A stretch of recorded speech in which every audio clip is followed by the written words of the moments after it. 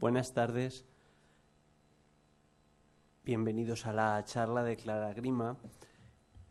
Imagino que si estáis aquí ya habéis oído hablar un poco de ella. Es una profesora de matemáticas de la Universidad de Sevilla y que se distingue pues, por la cantidad de divulgación también que hace fuera de lo que es su aula. Entonces, bueno, en esta ocasión viene a hablarnos de un tema sobre el que ha escrito un libro recientemente, que es sobre la utilización de las matemáticas en el control de enfermedades, la medicina concretamente. Bueno, vamos a escucharla a ella, que seguro que lo cuenta mucho mejor que yo. Con vosotros, Clara Grima.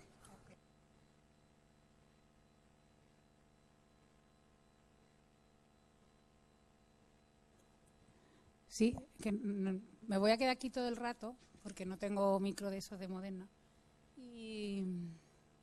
y soy muy mala con el micro de mano. ¿Me ve todo el mundo bien aquí? Bueno, pues voy a decir algo mientras que se sienta la gente que está llegando, porque hemos sido demasiado puntuales. Bueno, antes que nada quería agradecer a Roberto y al grupo de Dimates que me hayan invitado a venir a Alicante.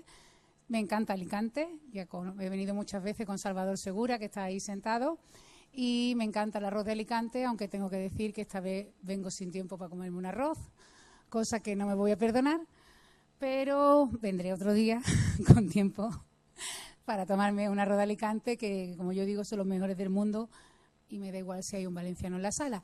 ¿Hay algún valenciano en la sala? Pues lo siento. Y yo está en la Pepica y todo eso. Pero Salvador Segura conoce un sitio de arroz mejores que los... Bueno, o igual es que no me han llevado al sitio de Valencia. Siempre estoy abierta a ese tipo de ofertas. Bueno, pues yo voy a hablar de las matemáticas que nos curan. Y como ya ha dicho Roberto, es un poco, bastante la temática de un libro que hemos escrito Enrique Fernández y yo. De hecho, en el dibujo este que está aquí, que no sé si funciona el láser, no. Veis aquí que hay una pelirroja que está sentada en un sillón no de acero, sino de hierro, sino que son jeringuillas. Y lo digo porque no sé si se ve. Y ecuaciones, ¿no? Y os voy a contar la historia de la ilustración porque me hace mucha gracia. Esa ilustración no la he hecho yo, lógicamente. Las ilustraciones de mi entrada y de mi blog las hace Raquel García de Molins, que es una ilustradora de Barcelona. Fantástica, por lo menos a mí me encanta. Y cuando Enrique y yo sacamos el libro y íbamos a dar esta charla en Naucas, en el evento de divulgación que Naucas hace en Bilbao, le dije, hazme una ilustración para ilustrar esto, ¿no? Lo de la batalla contra las vacunas, ¿no? Como juego de vacunas, ¿no? Donde estemos Enrique y yo. Y estamos los dos. Pero se nota mucho que Raquel, de quien es amiga, es mía. Porque a Enrique no se le... Pero Enrique es ese gatito blanco y negro que está... Enrique tiene un blog que se llama Cuentos Cuánticos, que os recomiendo si os gusta la física. Y si no os gusta también, para que descubráis que la física... Hombre, no es tan bonita como la matemática, tengo que decirlo, pero tiene cosas chulas. Y el logo de su blog es un gato blanco y negro, pues está ahí en la foto. Entonces, cuando nos la mandó, en la ilustración, cuando la mandó, digo, se nota mucho quién es la que te ha pedido que haga la ilustración. Bueno, todo esto era para dejar entrar a la gente, ya ha entrado, vamos a hablar. Entonces, vamos a hablar de matemáticas y de salud.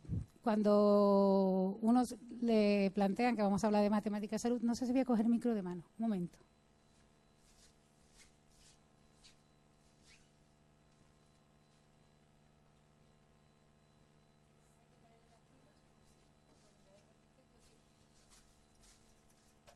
Es que yo quieta no me puedo estar mucho rato.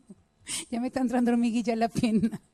Bueno, pues cuando a uno le dicen que van a hablar de matemáticas y salud, pues mucha gente se pregunta, bueno, ¿y qué tienen que ver las matemáticas con la salud? ¿No? O sea, los matemáticos os apoderáis de todo, os apoderáis de la música. Sí. Os apoderáis del arte, ¿no? Mi hijo que quiere ser físico dice, vosotros decís que las matemáticas, la música son matemáticas y tal, pero las músicas son vibraciones y las vibraciones son cosas de la física, ¿no? Y cosas así. Entonces, cuando decimos ¿qué tienen que ver las matemáticas con la salud? Pues de los matemáticos, como siempre, os queréis apoderar de todos y ahora también de la medicina. También es verdad que últimamente damos mucha charla, Enrique y yo, para médicos, y cuando ponemos esa foto, lo que dicen los médicos es, qué pesados sois. O sea, estamos hasta las narices de que cada vez que hable alguien de un médico salga House. No tenéis otro referente. Estamos hartos de que siempre que se hable de un médico la foto sea de House, ¿no? Y Enrique dice, bueno, pues los físicos estamos hartos de que cada vez que alguien hable de un físico, la referencia sea Sheldon Cooper. Ya también estamos un poco hartos de eso. Y yo siempre respondo que más harta estoy yo de decir que soy matemática y que la gente piense, no sepa ningún nombre de ninguna matemática famosa. O sea, os aseguro que es más duro eso, decir, eres matemática ¿cómo? Es más difícil. Pero volviendo, hecha mi reivindicación de que busquéis vida de matemáticas, que hay muchas. ¿Qué tienen que ver las matemáticas con la salud? Pues un montón de cosas, ¿no? Desde que el médico te da una dosis para tomarte la medicina, pues ya está haciendo un cálculo si quieres matemático, las medicinas se prueban con estadística. Pero antes de llegar a la parte que quiero llegar del libro, voy a hacer un breve repaso histórico de desde cuándo las matemáticas, no es, como pone ahí, es un breve repaso histórico y no exhaustivo de cosas que han hecho las matemáticas por nuestra salud. Y nos vamos a ir hasta Londres en el siglo XVII y nos vamos a ir hasta John Brown. John Brown no era matemático ni era médico. Era un mercero, tenía una mercería. Y dirás tú, ¿y qué tiene que ver este hombre con todo esto? Pues este hombre tenía una mercería y se ve que como no había televisión, ni Twitter, ni Clash of Clans, ni nada de eso, pues lo que hacían para entretenerse era a los comerciantes le mandaban a casa el boletín de defunciones. Cada uno se entretiene como lo quiere. Entonces, con el boletín de muertos, este hombre se entretenía, los ratos que tenía idem en la mercería, y se ponía a contar, le dio por contar quién se moría, dónde y por qué. Y empezó a hacer una tablilla, el hombre ahí aburrimiento, viendo eso, quién se moría, en qué zona de la ciudad y por qué causa. Y poco a poco se convirtió, cuando se daba cuenta que había varias muertes en una determinada zona de la ciudad por una determinada enfermedad, el hombre decía, uy, a ver si va a haber un brote. Y entonces avisaba del brote y, claro, los ricos se iban al campo mientras pasaba el brote, los pobres se morían, eso ha sido siempre así. Pero se convirtió en el primer bioestadístico de la historia. O sea, hizo la primera persona que hizo bioestadística para detectar enfermedades. Yo les voy a contar una cosa que no tiene nada que ver, pero así fue como mi hijo se hizo de Leibar. Yo os lo cuento porque está allí Miquel, que es el presidente de la Peña de Leibar en Donosti, ¿no? Y mi hijo hizo eso, se puso a hacer una tabla Excel, descubrió que Leibar era el equipo que mejor se portaba en las gráficas, según él, que siempre tiraba para arriba, según yo, el que tenía la derivada en mayor valor absoluto todo el rato, y se hizo de Leibar, profesor, las gracias a Miquel que ha venido a verme, o sea que fue como John Brown, pero en lugar de enfermedades se me hizo de Leibar. ¿Qué le vamos a hacer? Estamos muy contentos, ¿eh? Bueno, pues este fue John Brown. Vamos a pegar un salto en la historia, que se hizo el primer bioestadístico. Luego vamos también no a Londres, sino con una inglesa, con Lady Montagu. Lady Montagu tampoco era médico y tampoco era matemática. Era una mujer, era la mujer del embajador de Inglaterra. Pero tiene una historia personal que tiene que ver con lo que queremos contar, es que su hermano murió de la viruela y ella estaba absolutamente desfigurada, aunque no se ve en la foto porque hacían Photoshop manual en ese retrato de Lady Montagu, pero era una persona que tenía muchas deformaciones en la cara por culpa de la viruela. Entonces, estando en Turquía, descubrió que las madres de Turquía, pues a sus hijos, para inmunizarlos contra la viruela, lo que hacían, ¿ha ido esto? Iban a las vacas que tenían la enfermedad, le abrían las pústulas, le sacaban el pus y se lo inyectaban a sus hijos y con eso se inmunizaba. Y ella lo hizo con sus hijos, con sus hijas, creo que eran hijas. Y de hecho, no era una técnica que hubieran inventado los turcos, ya se hacía en tiempo de la antigua China, pero ella, como quería curar la enfermedad, porque lo había sufrido personalmente, pues luchó mucho para que se hiciera en Inglaterra. Ya en Inglaterra había gente que lo proponía, no fue la primera que la propuso, pero como ella era rica y con mucho contacto, fue la que consiguió que la gente se lo tomara en serio, porque ella, una rica y poderosa, había inyectado pus de vaca con viruela a sus hijas. O sea que no, lo que hizo fue un poco más de divulgadora de la técnica. Y luego llegó Daniel Bernoulli, hizo las cuentas, sí que hizo las cuentas sobre la importancia de inmunizar el virus de la viruela. Daniel Bernoulli es uno de los matemáticos, de una familia de matemáticos, de la familia de matemáticos más importante de la historia. Daniel debía ser de los más brillantes de la familia, el Daniel. Y Y él fue el primero que hizo ya un estudio matemático, y así era matemático, en serio, viendo que era, aunque había gente, claro, es que inocularte, meterte el pus de la viruela debajo de la piel, alguna gente se moría, pero que, porque no había control de la dosis, no había nada, pero que hizo un primer estudio matemático que demostraba que aquello era, que los que se salvaban para siempre y que era más efectivo luchar contra la viruela haciendo la inoculación. Ya luego vino Edward Jenner, falta un trozo de la diapositiva en la derecha, vino Edward Jenner, que es el padre de las vacunas, hizo los experimentos aquellos que hizo con aquel niño, que ahora lo meterían en la cárcel, pero bueno, inventó la vacuna, ¿no? Hay que ponerse en contexto que estábamos en el siglo XVIII. Bueno, vamos más adelante, seguimos en Londres y vamos hasta el siglo XIX con Jon Snow. Y si alguien se está esperando que se haga este Jon Snow, pues lo siento, pero no es ese Jon Snow. De hecho, ese Jon Snow, si habéis visto la serie, sabéis que no tiene H, es solo Jon Snow. Es este Jon Snow. Y en el siglo XIX, Jon Snow, pues también usando técnicas matemáticas, se dio cuenta de cómo se contagiaba el cólera. En aquella época hubo una epidemia de cólera en Londres que se murió hasta el popotito, o sea que estaba muriendo todo el mundo. Y los médicos en aquella época todavía no sabían cuál era la vía de contagio del cólera. Estamos ahora con cólera. Muy agradable todo para después de comer. El cólera pensaban que se transmitía o bien por contacto físico o bien porque estaba en el aire, ¿no? La teoría miasmática de que el cólera iba por el aire y se contagiaba. No sabía nadie de dónde venía el cólera. Pero Jon Snow se dio cuenta de que se puso como el John Brown del principio a pintar geográficamente dónde caían las muertes por cólera y descubrió que se concentraba geográficamente o geométricamente alrededor, o sea, en una zona concreta. Entonces la teoría miasmática no tenía sentido, porque si el miasma no llega a una calle y dice de aquí no paso, ¿no? El aire. Si es verdad que va por el aire, se hubiera extendido por toda la ciudad. Sin embargo, se quedó concentrada en esa zona. Y de hecho, como él mantenía que no era esa la teoría y tenía mucha gente en su contra, lo que hizo Jon Snow, hay un libro muy chulo que cuenta toda esta historia, es visitar a la gente que había muerto, bueno, a los que habían muerto no, porque eso lo hace Iker Jiménez, ¿no? Él fue a visitar a las familias de los que habían muerto fuera de la zona, digamos, donde había más muertes, ¿no? De la zona donde era trending topic morirse. Se iba a la zona, entonces descubría, por ejemplo, que alguna gente que moría fuera era gente que había estado en la zona, que él había delimitado, que está ahí delimitada en blanca, ese es el mapa de Jon Snow.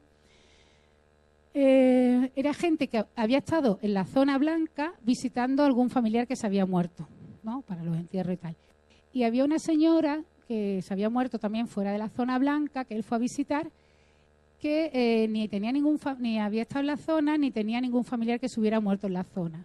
Y luego averiguó que esta señora era una señora que había vivido ahí cerca de la fuente de Broad Street hacía un montón de años y que se había mudado. Pero que ella le tenía mucha fe a la fuente de Broad Street. ¿Os suena eso de tenerle fe al agua, no? Bueno, pues en aquella época no había agua corriente en Londres, en España tampoco, y lo que hacía la gente es ir a coger el agua a las fuentes que estaban en la calle. Pues había una fuente en la calle en Broad Street, y esta señora decía que ese agua le sentaba muy bien para los dolores. Y entonces lo que hacía la buena mujer era a un verdulero que iba con un carro vendiendo frutas por toda la ciudad, le decía, ¿me puede traer agua de Broad Street que me sienta muy bien? Pero en inglés, ¿no? Y el hombre se la llevaba y le sentó muy bien y le quitó los dolores porque la mató. Entonces, lo que hizo este señor es darse cuenta de que esa zona geográfica coincidía con la zona geográfica de influencia de la fuente de Broad Street y que el problema del cólera venía del agua contaminada. Y efectivamente cerraron la fuente de Broad Street y se acabó la epidemia de cólera porque lo que había eran aguas fecales, lo siento, sé que acabamos de comer, de la gente lavar los pañales, que antes los pañales se lavaban, lo digo para los más jóvenes, y lo lavaban cerca de la fuente y que esas heces habían contaminado el agua. De hecho, una vez al año, no sé qué día, en Londres, en Broad Street, abren la fuente, ¿no? Hacen toda la ceremonia porque fue una historia, pues con mucha trascendencia en Londres porque acabó con una con una epidemia, y de hecho John Snow pasó a ser el padre de la epidemiología moderna por este descubrimiento, por descubrir que el cólera venía del agua. Bueno, pues esta zona de influencia, en realidad, es lo que no se llama en matemática los diagramas de Voronoi. O sea, lo que estaba haciendo este señor, John Snow, había pintado para cada fuente la región la región de la ciudad, la zona de la ciudad, que estaba más cerca de esa fuente que de ninguna otra, como tenemos en este dibujo. Esto se llama un diagrama de Voronoi, y si ponéis estos puntitos azules, pues las líneas rojas lo que delimitan es la zona del plano, de este plano, que está más cerca de cualquiera de estos puntos que de ningún otro. De tal forma que si cae un punto aquí, por ejemplo, sabemos que ese es su punto más cercano. O sea, podéis pensar que los puntos azules son pizzerías, por ejemplo, y que las líneas rojas lo que delimitan es la zona de influencia de la pizzería. Bueno, pues él hizo eso con la fuente y se dio cuenta que la zona donde se concentraban todos los muertos era la región de Voronoi de la fuente de Broad Street. Luego esa era la fuente chunga, ¿vale? Lo que pasa es que John Snow no le llamó diagrama de Voronoi por varias razones. La primera porque Voronoi no había nacido, ¿no? Eso todavía no sabían. Pero este diagrama de Voronoi es posterior. Voronoi fue un matemático ruso.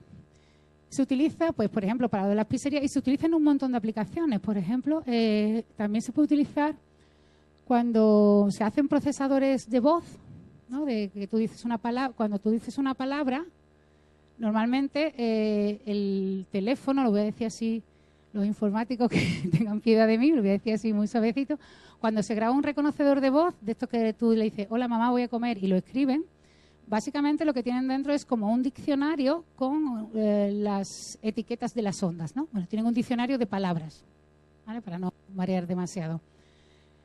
Y si tú dices una palabra que él no tiene, lo que hace el diccionario, utilizando muchas matemáticas, es darte la palabra más cercana, ¿no? Es un poco también la idea que se puede utilizar diagrama de Voronoi en más dimensiones, ¿no? Y todos os habrá pasado algo gracioso al dictar un mensaje, y no voy a hacer ningún chiste porque hay niños pequeños, pero nada, no lo voy a hacer, ¿vale? Pero muchas veces pone una palabra que se parece mucho a la que tú has dicho, pero que no es exactamente la que tú has dicho, ¿no? Por ejemplo, mi madre me invita a comer siempre Fidel Wars, que es como el reconocedor de voz entiende que mi madre dice Fideuá. Yo cada vez que veo Fidel Wars digo, ya me están invitando a Fideuá, ¿no? Pues ese tipo, se ve que mi madre tiene una pronunciación un poco rara. Bueno, pues para eso también se utiliza el diagrama de Voronoi, y si queréis hacer un experimento para ver el diagrama de Voronoi, un experimento que es muy sencillo y muy chulo, es coger unos lacasitos y ponerlo en un plato con agua. Entonces, dejar que se vaya el color de los lacasitos. Entonces, llega un momento en que, como veis ahí, en esa foto, se forma el diagrama de Voronoi de cada lacasito, de la zona que está más cerca de él que de ningún otro. Luego, instantáneamente, se espachurra todo y se mezclan todos los colores. Pero hay un momento en el que sí se ve. O sea, que también se puede utilizar el diagrama de Voronoi para... Se pueden ver con lacasitos, y a mí me encantan los diagramas de Voronoi, hice una tesis sobre ellos. Y en el fútbol, no sé si se ven bien ahí los puntitos, pero ya se están utilizando los diagramas de Voronoi para analizar jugadas de fútbol. Entonces tenemos aquí dos equipos, es que no sé si se distinguen los colores, pero los que tienen la zona de Voronoi verde son azules y los otros son rojos, ¿no? Pues si nos imaginamos, pues no sé, que los azules son el Eibar y los rojos son ¿cuál es el equipo de aquí? El Hércules. No voy a poner azul el Hércules, ¿vale? Porque estamos en casa. Si los rojos son el Eibar y los azules son el Hércules, ¿no? Que van de blanco y azul, ¿no? ¿Sí?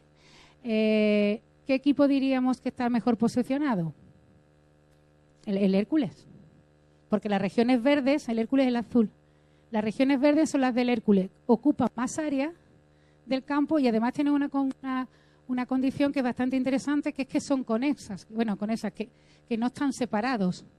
O sea, que están todas, es un área continua que el equipo rojo, el Eibar, lamentablemente, pues tiene menos área y además están desconectadas, ¿no? O sea, que también se puede utilizar para analizar jugadas de fútbol. Lo que pasa es que para analizar jugadas de fútbol hay que usar diagramas de Voronoi dinámicos, ¿no? Que se mueven, porque los futbolistas normalmente se mueven y tal. Pero sí que se están usando ya, no sé si habéis visto alguna vez los programas que utilizan los técnicos para analizar a los equipos contrarios, y son cosas muy, muy matemáticas, muy, muy geométricas, pero no vamos a hablar de fútbol.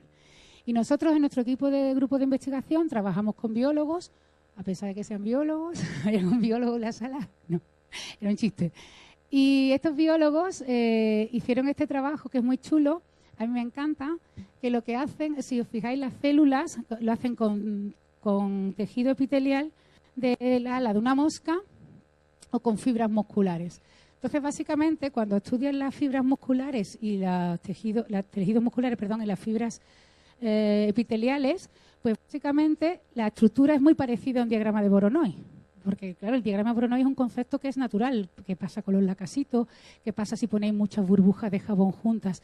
Si miráis por debajo lo que se ha formado el diagrama de Voronoi, que es un concepto de proximidad. O sea, que nosotros los matemáticos, o Voronoi, lo que ha hecho es formalizarlo, pero que es una cuestión muy natural, una cuestión de competencia, de proximidad. Pues este grupo de investigación con el que estamos trabajando nosotros ahora, lo que hizo fue medir en los diagramas de Voronoi asociados a las células, es cuántos triángulos aparecen, porque las regiones de Voronoi pueden tener 3 lados, como mínimo 3, ¿no? 3 lados, 4 lados, 5 lados y así.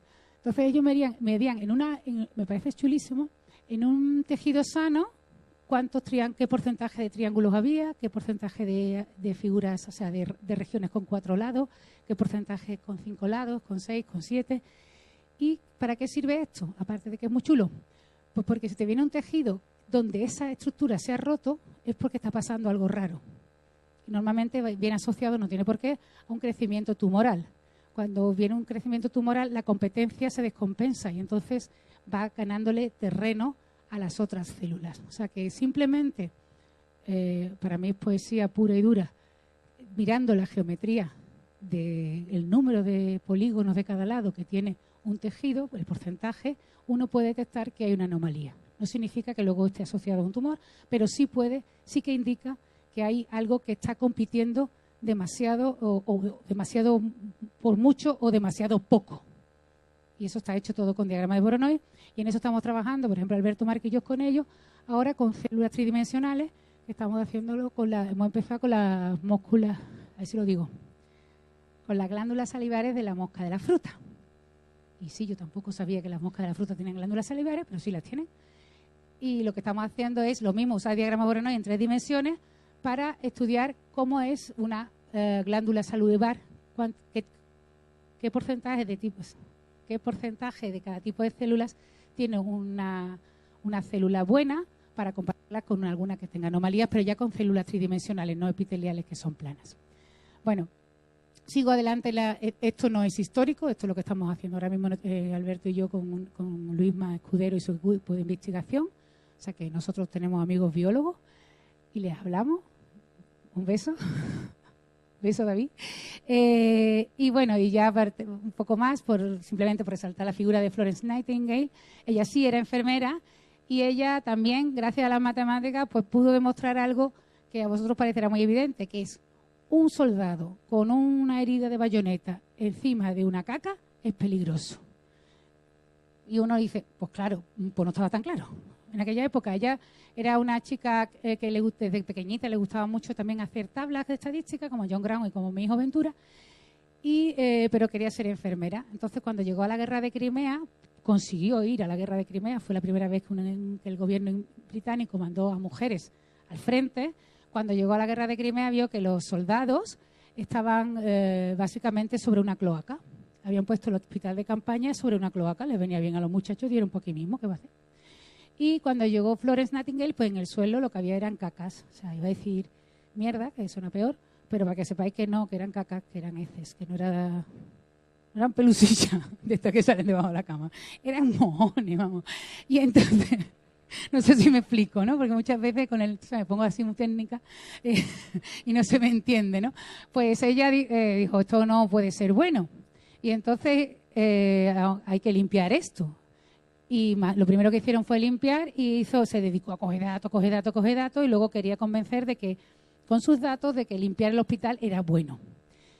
Total, que hizo tantos datos que no había quien se los leyera, porque era un poquito compulsiva la chiquilla, y entonces lo que hizo es inventarse un diagrama de estadístico, un diagrama se llama en rosa, y presentárselo a 2 estadísticos. Ya no tenía ni idea de estadística, ella sabía, no sabía estadística, sino que hizo un diagrama muy bonito, se llama diagrama de rosa, se lo presentó a 2 estadísticos, que fue lo que dijeron que efectivamente, yo no sé si voy a exagerar, pero creo que eran de que 16.000 de las 18.000 muertes de los soldados británicos no habían sido por culpa de las bayonetas, sino por culpa de la falta de higiene. Y entonces, pues, se empezó a pensar que a lo mejor había que tener los hospitales limpios. Pero donde yo quiero llegar es aquí, y estos dos señores, estos dos cracks, que son Kermack y McKendrick, y ya estamos en el siglo XX, y a su modelo para modelar, valga la redundancia, voy a beber agua, para modelar o modelizar, no sé nunca cómo se dice en castellano, epidemias. Entonces lo que vamos a hablar, y ahora sí me voy a parar un poquito más, ahora sí que voy a hablar ya de mi libro, aunque esto es del siglo pasado, hace casi 100 años, del modelo SIR. El modelo SIR, la versión que yo voy a presentar es la más sencillita, es la primera que presentaron ellos, y es un modelo que lo que hace es predecir cómo va a evolucionar una epidemia, una determinada enfermedad, una epidemia, cómo va a evolucionar. Y es un modelo que se basa en, ecuaciones diferenciales. ¿Hay alguien en la sala al que no le gusten las ecuaciones diferenciales? Pero si tú las conoces ya, entonces no sabes qué te gusta. ¿Tú sí las conoces? Entonces no sabes si te gusta. No hay nadie en el mundo que haya conocido las ecuaciones diferenciales y que digan que no le gusta. No, tú no vale, David, tú eres biólogo. No hay nadie en el mundo que no sea biólogo. Bueno, pues vamos a hablar de ecuaciones diferenciales y ahora tengo que ir lo de no corráis, cobarde, porque lo voy a enseñar. No os voy a enseñar ecuaciones diferenciales, pero sí os voy a enseñar un momentito el modelo de SIR, porque es muy bonito. Y para eso lo que vamos a hacer, lo que hace el modelo SIR, se llama SIR. Los matemáticos no nos ocurramos mucho los nombres, ya vais a ver por qué se llama SIR. Porque la S lo que representa es el número de personas que son, ante una enfermedad, una población se divide en 3 grupos. Se imagina que ahora aquí alguien se pone enfermo, ¿cómo se dice? Se desata una enfermedad. Pues todos los que estamos aquí vamos a quedar divididos en 3 grupos. Uno, los sanos, que somos los susceptibles de enfermar, todavía estamos sanos, y susceptibles de ser infectados porque estamos sanos. Los I, que serán los infectados, los que ya tienen la enfermedad, y los R, que serán los recuperados e inmunes y también los muertos. O sea, que los R cuentan a los que ya se han recuperado de la enfermedad y no la pueden contagiar, y también a los muertos, que tampoco la pueden contagiar. ¿Vale? Lo digo porque cuando veamos la gráfica de la R de recuperado significa recuperado inmune y muertos. Son gente que no puede contagiar la enfermedad, o bien porque se la ha curado, o bien porque se ha ido para otro barrio. ¿Vale? Entonces, más o menos, en cualquier grupo de población, ante una enfermedad, tenemos los susceptibles, que son los que están sanotes y susceptibles de ser enfermados, los infectados y los recuperados inmunes, que ya no pueden contagiar a nadie, ¿vale? O muertos, ¿vale? Bueno, lo que está claro es que la población total, si llamamos N a la población total, pues eso es la suma de I más S más T. Inmunes, susceptibles, infectados y recuperados. Y lo que está claro es que el paso es ese. Uno primero es susceptible, luego pasa a infectado, si se infecta, ¿no? Ese es el camino, ¿no? Y luego cuando ya, para ser infectado primero tiene que haber sido estar sano, y para ser recuperado primero ha tenido que estar infectado. O sea que primero la población va en esa dirección, de sano o susceptible, infectado y a recuperado. Bueno, pues uno hace las cuentas y sale eso, que es súper bonito y que no hace falta que lo entendáis, pero básicamente lo que estamos haciendo ahí es medio minuto. Es medir la derivada de S, o sea, cómo cambia S, D de S partido por T, la derivada de S, cómo cambia S en el tiempo, cómo crece o decrece. Y como veis, lleva un signo menos delante. ¿Cómo va a cambiar el número de susceptibles? Va a bajar, ¿no? Normalmente al principio todo el mundo -1, menos el paciente 0 va a estar sano y luego los sanos van a empezar a descender. Van a pasar a ser infectados o recuperados, pero no sanos, no susceptibles. El número de recuperados que está abajo, veis que va en positivo. O sea que cómo va a cambiar el número de recuperados, va a crecer a medida que crezca, en función de lo que crezcan los infectados. Va a crecer en función de cuántos infectados. Cuanto más infectados hay, más recuperados puede haber. O sea, para que haya recuperado tiene que haber infectados. Y el número de infectados pues va a ser, ¿veis? Que es fácil entender el modelo SIR. El número de infectados va a ser lo que han decrecido de susceptibles. O sea, aquí está el número. Bueno, hay que explicarlo un poco más, ¿no? Pero yo creo que son los que han dejado de ser susceptibles a pasar a ser infectados menos los que se han recuperado. ¿Veis? Que era muy fácil y muy chulo. Bueno, pues ese es el modelo SIR. Si lo hacemos con curvas, que uno se ve mejor las gráficas, ¿no? Este es lo está hecho con SAGE, es una prueba. Si tenemos una enfermedad donde hay una población de 10.000 enfermos, pues hemos puesto de verde los susceptibles, de rojo los infectados y de azul los recuperados o muertos. ¿Sí? Entonces, al principio todo el mundo es susceptible y solo hay pues un paciente cero que se enferma. Entonces, como veis, dejamos evolucionar la enfermedad a lo largo del tiempo, el número de susceptibles va bajando, el número de infectados crece, tiene ahí un pico y luego empieza a decrecer. ¿Por qué empieza a decrecer? Pues porque ya no les van quedando gente a quien infectar. Y al final, si dejamos evolucionar la enfermedad sin hacer nada, pues todo el mundo acabará siendo recuperado o muerto. ¿Vale? Esa sería la evolución de una enfermedad y eso, haciendo esas ecuaciones que están ahí tan sencillitas, uno lo mete en el ordenador y le da esas gráficas. ¿Sí? Bueno, pues si nos fijamos en esos dos numeritos que aparecían ahí, que se llaman beta y gamma, que son dos letras griegas, con esos dos numeritos los matemáticos esos dos numeritos los dan los médicos. O sea, no, los matemáticos cuando viene una epidemia, por ejemplo el ébola, pues entonces los matemáticos le piden datos a la comunidad sanitaria para poder calcular ese beta y ese gamma. Y con esos números hacen unas cuentas, ¿vale? Con los números que proporciona el personal sanitario, los matemáticos hacen unas cuentas y le dan a los sanitarios un numerito que es el R0. El R0 se llama el número de reproducción básico y, por supuesto, depende de la enfermedad. Cada enfermedad tendrá un R0. Básicamente, podríamos decir que el R0, el número de reproducción básico de una enfermedad, viene a representar el número de personas que pueden ser contagiadas por otro. O sea, si tú tienes una enfermedad de R0, 2, significa que una persona enferma con una enfermedad de número de reproducción básico 2 puede enfermar a otros 2 durante el periodo que dura la enfermedad, ¿no? O sea, por ejemplo, el ébola no tenía 2, tenía 1 y pico, pero ya más de 1 es epidemia. O sea, si el R0 es mayor que 1, tienen que ponerse en marcha todo el mundo porque va a haber una epidemia, salvo que se haga algo. Entonces, si tenemos una enfermedad de R02, significa que un enfermo en su periodo de enfermedad puede contagiar a 2. Pero estos 2, cuando estén contagiados, pueden contagiar cada uno de ellos a otros 2. Y estos 4, que cuando estén contagiados, pueden contagiar a otros 2. Y así, de cada enfermo salen 2. ¿Sí? Bueno, imaginemos que tenemos una enfermedad que tenga un R02, ¿no? Como el ébola. El ébola no llegaba a 2, pero bueno. Imaginemos que no hacemos nada y que los contagios, estos 2 contagios se producen en un día. O sea que yo, que estoy enferma de ébola, contagio a mis 2 personas en un día y esas 2 personas al día siguiente contagian a otros 2 y el día siguiente tal. ¿Cuánto tiempo se necesitaría para infectar a la humanidad? Voy a beber agua mientras que pensáis.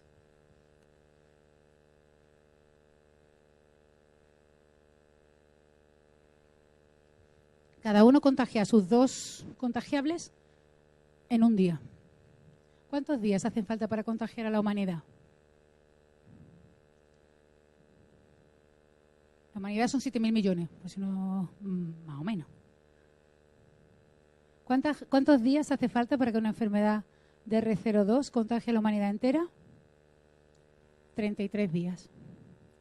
2 elevado a 33. Es que 2 elevado a... ¿Os sabéis la leyenda aquella del ajedrez? Es que 2, la exponencial es una cosa, cuando uno dice crecimiento exponencial como algo muy grande, es que es muy grande.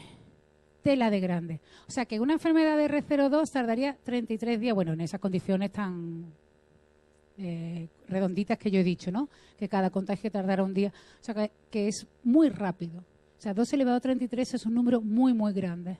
No sé si conocéis la leyenda del ajedrez, aquella de los 2 granitos de arroz y tal, que había que poner la última casilla, 2 elevado a 63, la sabéis, ¿no? Y yo siempre le pregunto a mis alumnos, si tenéis 2 elevado a 63 monedas de euro, pues siempre hay algún gracioso que dice, no estaría aquí. Y yo digo, ni yo tampoco, ¿no? Pero imaginemos que tenemos 2 elevado a 63 monedas de euro y las ponemos en una columna. Con 2 elevado a 63 monedas de euro uno puede hacer la tontería que le dé la gana, literalmente. ¿Hasta dónde llegaría esa columna? ¿Hasta el dónde? ¿Hasta el banco? No, que se la quedan. ¿Llegaría a dónde? ¿Cuál es el edificio más alto de Alicante? Que no me lo sé. ¿Cuál es el más alto, Salvador? ¿Sería más alta que el Gran Sol? ¿Llegaría a la Luna? Y el Sol, de hecho, si hacéis las cuentas, hace 2 elevado a 60, lo que mide una moneda de euro, llegaría casi a la próxima Centauri, que es la estrella más cercana a nuestro. O sea, que 2 elevado a algo es una cosa muy grande. Entonces, cuando hablamos de crecimiento exponencial y el R0 te dice que las enfermedades crecen exponencialmente, es que van muy rápido. Bueno, el caso es que, independientemente de grande que sea el R0, de lo pequeño que sea, cuando hacemos las cuentas, que lo han hecho esta gente, ¿no? Cuando hacemos las cuentas, dice, bueno, espérate, me da igual cuál sea el R0. La condición para que haya epidemia depende del R0, por supuesto. Si tienes un R0 muy alto, pues la posibilidad de que haya epidemia será más alta, ¿no? Y la epidemia correrá ¡buf!, como la pólvora. Pero cuando uno hace las cuentas, se da cuenta, valga la redundancia, de que en realidad lo que importa es esto. ¿Y esto qué es? Esto es el porcentaje de personas que son susceptibles de enfermar. O sea que independientemente de lo mala que sea tu enfermedad, tenga R0, R3, R4, que indica la virulencia, digamos que el R0, eso te indica lo virulenta que es la enfermedad. Por muy alto que sea el numerito ese, el R0, en realidad a ti lo que te interesa es esto. ¿Cuántas personas son susceptibles de enfermar? Si el número de personas, el porcentaje de personas susceptibles de enfermar es más alto que esta cantidad, habrá epidemia, pero si es más bajo, sea como sea la enfermedad, no va a haber epidemia. Y eso es muy guau. O sea, si no hay gente susceptible de enfermar, por mucha enfermedad que venga, nunca habrá epidemia, por muy mala que sea la enfermedad. O sea, en realidad el ébola es una enfermedad mala. Bueno, mala porque te mueres, ¿no? ¿Y qué hacemos cuando aparece un enfermo de ébola en España? Pues lo aislamos. Pero eso no se puede hacer con todas las enfermedades. Entonces, lo único que tenemos que asegurarnos es que el número de personas susceptibles de enfermar siempre esté por debajo de ese número. Y ya que venga la enfermedad, que venga lo que quiera, que no puede convertirse en epidemia. O sea, yo siempre hacía un chiste, cuando contaba esta charla, decía, yo nunca voy a tener cáncer de próstata. Y entonces me dijo alguien, pues sí, porque como, menos mal que no lo puse en Twitter, porque yo no tengo próstata, entonces no soy susceptible. Y me dijeron, pues sí, pues hay casos de mujeres que se han encontrado que tienen próstata. Digo, oye, pues nada, pues ya no lo digo más, por si acaso tengo próstata. Pero si no soy susceptible, o sea, si no eres susceptible, por muy mala que sea la enfermedad, no la vas a coger. Entonces, ¿cuál es la única forma razonable que conocemos de evitar que haya gente susceptible? Una es lo que hicimos con la enfermera de ébola, que cogió ébola en España, que se salvó finalmente, que es aislarla absolutamente, poner unos trajes galácticos y tener mucho cuidado porque el ébola mata. Pero ¿cuál es la otra herramienta que tenemos para que el número de personas susceptibles de enfermar sea muy, muy, muy, muy bajo? ¿Cuál es la única fórmula que hay? Inmunizarnos con vacunas. La única solución que hay es vacunar. Vacunar y ya que venga la enfermedad. Si yo no soy susceptible porque estoy vacunada, no habrá epidemia. Pero yo y casi todo el mundo. O sea, el número de personas susceptibles de ser enfermas tiene que ser menor que 1 partido por R0. Y si R0 es muy grande, el número de personas es muy, muy pequeño. ¿Vale? Entonces, vamos a ver cómo también se puede meter la vacuna en el modelo SIR. No he puesto las ecuaciones porque ya no me quería venir tan arriba. Pero tú pones el efecto de las vacunas en las ecuaciones diferenciales. Este modelo que os he enseñado antes es un modelo que me he hecho yo con un mensaje, con un R0 10. Así evolucionaría una enfermedad que tenga un número de reproducción básico de 10, que es muy grande, ¿no? Evolucionaría así. Si vacuno al 10% de la población, bueno, como veis había un pico muy alto ahí, no sé para qué señalo porque el láser no funciona. Hay un pico aquí muy alto que está alrededor de las 7.000 personas, ¿no? Si vacuno a un 10% de la población, el pico baja, pero poquito. Si vacuno, eso se ha hecho todo con matemáticas. Si vacuno a un 25%, baja más el piquito. Si vacuno a un 75%, fijaos que ya el pico es muy, muy bajo. Y si vacuno al 90% de la población, ¿qué ha pasado? Que no ha habido epidemia.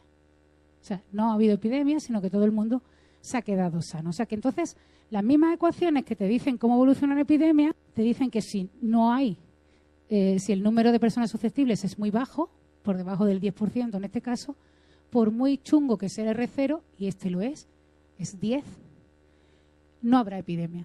O sea que Da igual la enfermedad que sea si está el mundo protegido. Entonces, ¿qué está pasando en Europa? Si veis las noticias o si leéis las noticias, veréis que, por ejemplo, en México y en Canadá, y creo que también en Estados Unidos, pero de esto último no estoy seguro, porque están ahora con otros temas, pero están bombardeando. En México y en Canadá, los ministerios de Asuntos Exteriores, como se llaman allí, están ya advirtiendo a sus ciudadanos que no viajen a Europa sin vacunarse, porque en Europa tenemos una epidemia de sarampión. Así es como se ve el mundo desde el otro lado del charco. No vayan a Europa, que tienen un problema con el sarampión, y si van, renueven todas sus vacunas contra el sarampión. Y es que en Europa, este mapa es de la Agencia Europea y está, es un poco desactualizado. En el último año ha habido casi 20.000 casos de sarampión. Una enfermedad que estaba básicamente, o que creíamos, que estaba erradicada. Pero de pronto aparecen 20.000 casos y subiendo. Y si no recuerdo mal, el último año ha habido 49 muertes, más, ¿no? De 49 muertes por sarampión. Porque el sarampión es una cosa que puede ser una enfermedad que curse con 3 días de fiebre y unas pintitas, que yo lo tuve porque yo soy mayor de lo que parezco. Y no me vacunaron porque no existían las campañas de vacunación. Y pasas 3 días con pintitas en tu casa con mucha fiebre y ya está. Y no pasa nada, o te mueres. O sea, te coge una complicación y te mueres como te están muriendo alguna gente. De hecho, mi madre lo que hacía contra el sarampión es ponerle un trapito rojo a la lámpara de la mesita de noche, que no sé dónde lo había leído ella, pero le daba mucha fe. Bueno, pues ahora volviendo al tema serio, ¿qué está pasando en Europa? ¿Por qué en Europa está volviendo a renacer el sarampión? Bueno, pues lo que está pasando es que el sarampión es una cosa muy contagiosa, como dice ahí. El R0 que tiene el sarampión, ¿cuántos creéis que es? Aunque está ahí puesto. Está entre 12 y 18. El sarampión es una de las enfermedades más virulentas que existe en el mundo. Un enfermo de sarampión puede contagiar a 18 personas. Entonces, si tú quieres evitar el sarampión, cuando haces las cuentas, metes las cuentas, dice, este tiene un R0 de 18, ¿no? O puede llegar a tener un R0 de 18. Cuando metes las cuentas en las ecuaciones del modelo SIR, un poquito más avanzado, te dice, bueno, tienes que vacunar al 95% de la población. Si no, pasa lo que está pasando en Europa, que hay una epidemia grande de sarampión. Y está empezando a brotar la papera, y bueno, todos conocemos el caso del niño de difteria de Loto. O sea que las enfermedades están ahí, no se han ido. Hemos estado sin verlas porque nos hemos estado vacunando. Entonces, si se baja de ese 95%, ¿qué ocurrirá?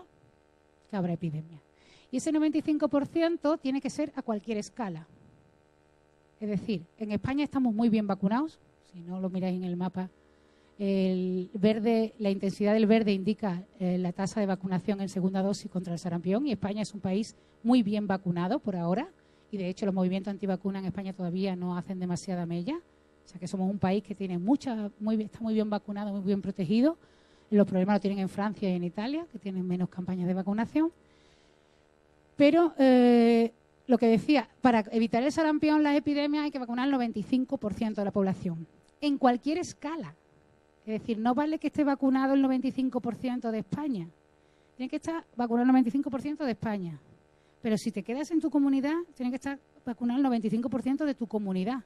La comunidad valenciana, el 95% de Alicante y el 95% de los alumnos del colegio de tu hijo. O sea, en cualquier escala tiene que estar vacunado el 95%, porque si no se puede desatar lo que es una epidemia. Entonces, vacunar al 95% de sarampión significa vacunar a todo el mundo que puede ser vacunado. Hay gente que no se puede vacunar, pues bien porque están inmunodeprimidos, bien porque son bebés recién nacidos y no se pueden poner la triple vírica. Entonces, a esos niños y a esas personas inmunodeprimidas o gente mayor que ya perdió la inmunidad y que no se puede vacunar, si nos vacunamos todos los demás, no lo pilla la enfermedad. O sea, a ese 5%, los demás le hacemos lo que se llama la inmunidad de rebaño, que es la enfermedad no llega ahí porque nosotros lo estamos protegiendo. Y, sin embargo, se ha roto en Portugal, que salió la noticia hace 2 meses o 3 meses, se ha roto en Italia, donde ya están obligando por ley a vacunar, y se está rompiendo en muchos países europeos, no en España. En España tranquilo, que todavía estamos bien. Entonces, cuando uno escucha que se está rompiendo la inmunidad de grupo en países como Portugal, Italia y países del primerísimo mundo, pues la primera reacción que tiene es enfadarse y decir que la gente es tonta. ¿no? Es la primera reacción que uno dice, vamos a ver, es que en Europa somos idiotas. Es lo primero que uno piensa cuando se calienta y cuando se entera pues que se ha muerto un niño con difteria hace 2 años o casi 3. Pero luego si te pones a pensar un poquito más y se te pasa el calentón, cosa que recomiendo, que es pensar otra vez cuando se os pase el calentón y que no tuiteéis hasta que no se os pase el calentón. Entonces, cuando uno se le pasa el calentón de decir que la gente es idiota, se pone uno a pensar y dice, mamá, ¿y la gente es idiota en Europa y en África no? ¿Qué pasa? ¿Que todos los africanos son más listos que los españoles? Porque en Burkina Faso la gente hace colas por vacunarse. Y aquí que no hace, o sea, colas de kilómetros bajo el sol con los niños en el cuadril. O sea, que son más listos los africanos que nosotros, Europa, que somos todos idiotas. Tenemos la vacuna ahí y no nos la ponemos porque somos tontos. A lo mejor hay más factores que tener en cuenta. Tengo una amiga que trabaja en Burkina Faso vacunando y tiene una foto que siempre digo que se la voy a pedir, nunca me acuerdo, que es fantástica, que es un niño de Burkina Faso con una brecha aquí con puntos y así enseñando una vacuna. Y la historia de la foto es tan bonita y tan triste como esta, que daban pocas vacunas porque ellos llevan las vacunas que pueden llevar, la vacuna hay que llevarla en frío y tal, y no es fácil llevar vacunas a todos sitios del mundo, y se estaban acabando las vacunas y había más niños en la cola que vacunas. ¿Y cómo lo resolvieron los niños? A tortazos limpios. O sea, casi se matan por las vacunas, porque sabían que en ellos le iba la vida. Entonces la foto es tan bonita como triste, es decir, aquí tengo mi brecha de sutura, pero aquí tengo mi esparadrapo de la vacuna. O sea, como voy a vivir. O sea, ese es el nivel. Entonces, como decía, no puede ser que en Burkina Faso sean todos más listos que en Francia, ¿no? Igual hay otros factores. Y también se puede estudiar con matemáticas. ¿Se puede estudiar con matemáticas? Pues sí, se puede estudiar con teoría de juegos, se puede estudiar, intentar entender las decisiones que toma la gente, porque a eso se dedica la teoría de juegos, a tomar decisiones, a cómo tomar decisiones en situaciones donde puede haber pérdida o ganancia. Más o menos, ¿no? Eso se dedica a la teoría de juegos. Entonces, cuando uno va a vacunar a su hijo, a su bebé, no piensa en la puerta del centro de salud, no te voy a vacunar para que te mueras. O sea, tiene un bebé delante, sano, no olvidemos que las vacunas se le ponen a los niños sanos. Tienes un bebé precioso, sano, que no le pasa nada, porque si el niño está malito, tú vas a ir que le den lo que sea para que lo curen. Pero tú vas con tu bebé sano y dices, ¿lo vacuno o no lo vacuno? No, hay gente que no lo piensa, yo no lo pensé, yo fui y lo vacuné. Porque a todo esto, esta charla sobraría si viéramos todas las estadísticas que hay sobre vacunas y chimpón, ¿no? Pondría la estadística y es chimpón, tomando el arroz y me voy yo con mi arroz. Pero tienes que decidir si vacunar o no vacunar a tu niño sano, si meterle algo en las venas y tal. Y entonces, aunque no lo pensemos internamente, todos estamos tomando una decisión como en teoría de juegos.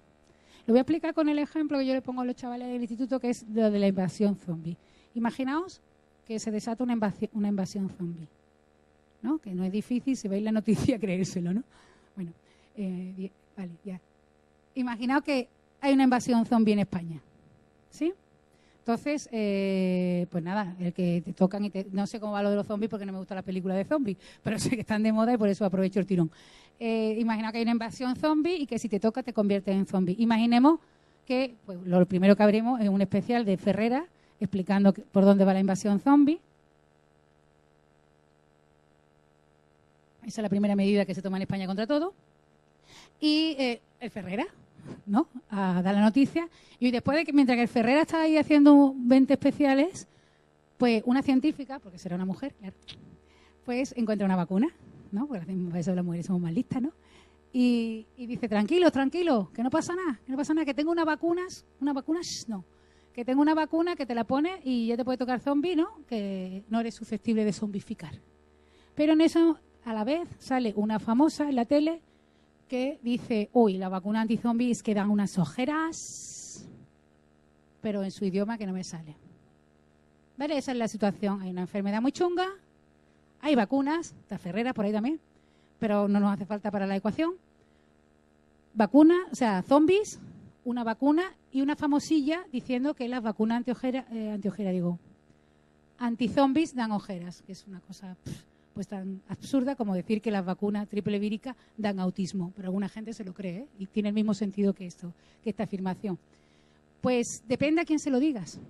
Si se lo dices a este señor que está viendo una vallita metálica detrás de una jarta de zombies y dice, no te pongas la vacuna que te va a dar ojeras, pues te dice, mira, que me lleguen las ojeras a los pies. Dame vacuna que quiero vivir, ¿no? O sea, ponme la vacuna ya, porque está viendo a los zombies detrás de una malla elástica, ¿sí? Pero si se lo decimos a esta gente que no han visto un zombie en su vida, digo, es que no quiero que me salgan ojeras. Ahí sí me entiendes, ¿no? Es que no hay zombies. Aquí no hay zombies, dicen ellas, ¿no? Ahí, en ese plató. ¿Cuál es la diferencia? Simplemente las condiciones de contorno. Bueno, pues todo esto que parece un chiste se puede explicar con matemáticas. Cuando uno va a vacunar, bueno, uno dice, ¿y qué más da lo que diga una famosa, no? O una cosa así, ¿no? De las ojeras. Pues para ver el efecto que puede tener una famosa, déjame que utilice más matemáticas. Y para ver qué efecto puede tener lo que dice una famosa, podemos usar una herramienta que a mí me gusta un montón, que son grafos. Vamos a ver un efecto que se da en todas las relaciones humanas, redes sociales, virtuales o no, que se llama el espejismo de la mayoría. Y lo vamos a explicar con un grafo. Un grafo es un dibujo como esto, donde hay unos puntitos que representan elementos y unas rayitas que indican relación entre los elementos. ¿Vale? Con eso tenemos bastante. Pues vamos a imaginar que esto es pues un instituto o pues no sé, un barrio, un patio de vecinos donde hay 14 personas, hay 14 puntos, no hace falta que los contéis. Y unimos con rayitas los que son amigos entre sí, ¿sí? O los que se siguen en la red social. Podéis pensar que es Facebook. Bueno, Facebook tiene 1.600 millones de puntitos, pero no lo íbamos a pintar. ¿Vale? Este es el grafo que viene, este grafo es el grafo que viene en el artículo de los investigadores que han descubierto que se da el espejismo de la mayoría en todas las relaciones humanas. Pues estos son personas, 14 personas de un grupo social, de una peña, de un club de amigos, de un instituto o tus amigos de Facebook, ¿no? Con los que tú te relacionas, y 2 personas son amigos y están unidos con una rayita, ¿vale? Eso es. Ahora, si a nosotros nos pregunta alguien, a nosotros como observadores externos, bueno, y ahí hay 11 puntos blancos y 3 rojos. Pues 11 personas piensan blanco y 3 personas piensan rojo, sobre lo que sea. Entonces, si a nosotros como observadores externos nos preguntan qué piensa la mayoría de la gente en ese pueblo, en esa ciudad, en ese instituto, en esa lo que sea, ¿qué diríamos? Imaginemos que van a votar. Unos votan blanco, otros votan rojo. ¿Quién va a ganar? El blanco, está clarísimo. ¿Sí? La mayoría es blanca. Vamos a preguntarle a la gente que vive en la comunidad qué piensa. ¿Cómo ven ellos la mayoría? Entonces, si le preguntamos a esta persona que está aquí ahora en azul, ve que sus 2 amigos en la red, esto está hecho con poco nodo, pero se puede hacer a escala, piensan rojo. Luego eso significa que esta persona ve que el 100% de sus amigos piensan rojo. Y que lo normal es pensar en rojo. Porque el 100% de sus amigos lo piensa. Y si encima es un poco como todo, que quiere ser parte del grupo, puede pensar, yo soy un bicho raro. Porque el 100% piensa rojo y yo pienso blanco. A lo mejor debería pensar rojo. O a lo mejor debería callarme para no meter la pata, porque ninguno nos gusta salirnos del grupo, ¿no? Somos animales de grupo. Si le preguntamos a este, pues ve que 3 de sus 4 amigos piensan rojo. O sea que el 75% de sus amistades piensan rojo, que la mayoría piensa rojo. Igual también se puede sentir un bicho raro. De hecho, este grafo, que es del artículo de los autores, del artículo de los investigadores que han estudiado este efecto en las redes sociales, todos los blancos están puestos de una manera que todos los blancos piensan que la mayoría piensa rojo. Y sabemos que es mentira, que la mayoría piensa blanco, pero los que están dentro de la comunidad piensan que no, que la mayoría piensa rojo. Eso es lo que se llama el espejismo de la mayoría. Y los que habéis votado, porque algunos somos jóvenes, habéis votado, es lo que nos pasa la noche de los recuentos electorales. Que tú te vas a votar y te crees que va a ganar el que tú has votado. Por lo menos que va a quedar un poquito mejor. Y luego va y siempre gana el mismo. Y tú, ¿pero quién ha votado al PP? Si yo no conozco a nadie. Porque todos nos rodeamos de la gente que piensa como nosotros. Y vivimos lo que se llama en una burbuja. En lo que se llama ahora la burbuja de filtros. Entonces, ¿qué tienen de especial los vértices rojos que no tienen los blancos? Aparte de que están pintados de rojo. ¿Qué son los influencers? Que tienen muchos amigos. Que los rojos son los más populares de la red. De hecho, no he traído la transparencia porque ya me parecía muy largo. Son los que tienen más amigos que la media de sus amigos. Lo que se llaman los sensores, los conectores en grafos o los influencers, ¿no? Que son los que tienen más amigos que la media de sus amigos, que es un porcentaje muy bajo, ¿eh? En Facebook el porcentaje de usuarios que tienen más amigos que la media es un 2%, pero en Twitter es un 0,4% de influencers que tienen más amigos que la media. Entonces, si los rojos lanzan un mensaje, por muy raro que sea, los blancos pueden percibir que ese mensaje es normal, porque es lo que piensa la mayoría. Entonces, si tienes a 3 influencers, como Robert De Niro, Jim Carrey y el otro, y dicen tonterías en medios masivos de comunicación como que las vacunas producen autismo, mucha gente puede pensar que es lo que piensa la mayoría. Y no es lo que piensa la mayoría. Si nos preguntaran a los divulgadores y a los médicos y a los pediatras, lo que pasa es que nosotros somos puntos blancos. Somos muchos más, pero somos blancos. Pues no pasarían las cosas que pasan. Entonces, cuando uno va, lo que iba a decir, cuando uno va a vacunar, está en nuestra sociedad bajo lo que se llama en teoría de juego un entorno de racionalidad miope. Y un entorno de racionalidad miope, volvemos a lo de los zombies, es que tú internamente, cuando tomas una decisión, internamente estás contando una función, que es la pérdida, que yo puedo, cuando voy a vacunar a mi niño sano, puede haber una pérdida. Una, o que se contagie de la enfermedad si no lo vacuno, y otra, que se ponga malito si lo vacuno. ¿Sí? Los efectos secundarios. Entonces, si lo ponemos así, P es la función pérdida, C el contagio y ES los efectos secundarios, tampoco me ocurran mucho los nombres de las funciones. Cuando uno va a vacunar, ¿qué pasa en un entorno de racionalidad miope como España, por ejemplo?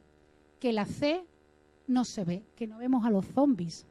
¿Por qué? Porque la probabilidad de contagio nos parece que no existe, porque hemos dejado de ver a los zombies.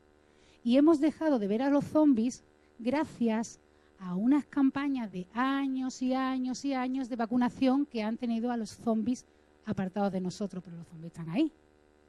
¿Y qué pasa con los famosos antivacunas?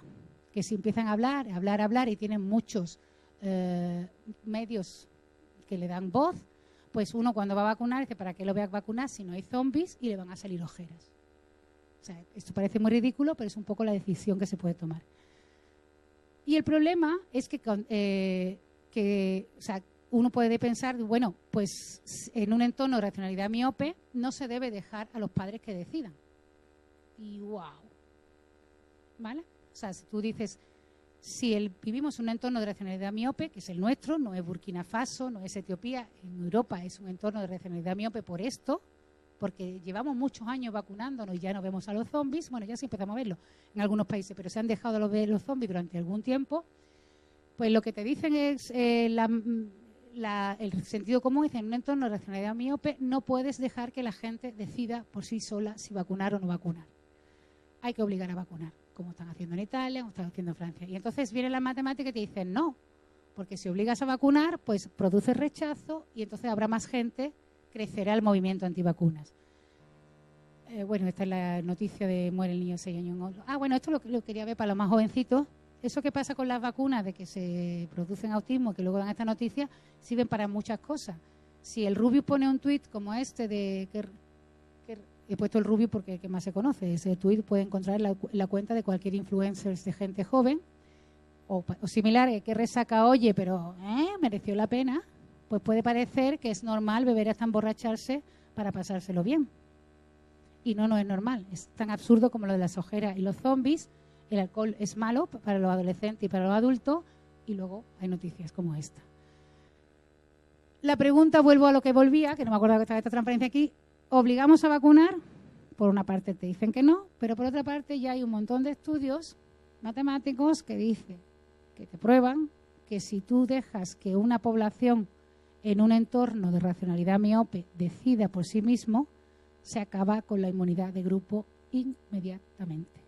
Y por eso, por eso no sé si saben mucho de teoría de juegos el gobierno italiano o el gobierno francés, por eso la única solución en casos de emergencia es obligar a la gente a vacunar. Y es un gesto altruista, sí, o sea, porque tú no te vacunas para no ponerte enfermo solo, sino para hacer de rebaño de grupo de la gente que no se puede vacunar. Bueno, pues todo esto y mucho más, ya estoy terminando, está en nuestro libro, que lo podéis comprar. No, porque no lo traigo. Aquí hemos escrito un libro, si os gusta el tema, se llama La matemática vigila en tu salud y es un libro de matemáticas. O sea, de matemática, donde se habla de ecuaciones diferenciales, se habla mucho de teoría de grafos, redes sociales y se habla mucho de teoría de juego, de tomar decisiones. Y lo he escrito yo con Enrique Fernández Borja, que es físico. Y nada, no caigáis en el lado oscuro y dejad que las matemáticas os acompañen. Y muchas gracias.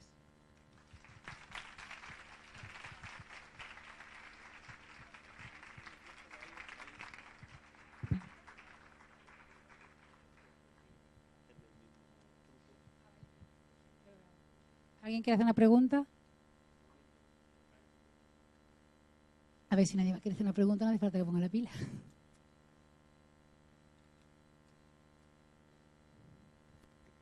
Lo de la burbuja de filtro, mientras pensáis la pregunta, es que no sé si lo habéis notado, que cuando vais a buscar alguna cosa en Facebook, o bueno, no sé si tenéis Facebook o lo habéis dado ya de baja después de todo el escándalo de Cambridge Analytica, cuando buscáis cosas en Google, os aparecen cosas siempre que están relacionadas con vuestras búsquedas anteriores, ¿sí? Y eso está muy guay, ¿no? Para los zapatos, ¿no? Y tal, pero hay que tener cuidado, pues, por ejemplo, para la salud. O sea, si tú buscas 2 veces artículos relacionados que relacionan vacunas con autismo, Google la siguiente vez te pondrá arriba artículos relacionados, o sea, que sí que hay que tener, debería meterse las autoridades y romper la burbuja de filtros en temas de salud. Y yo siempre cuento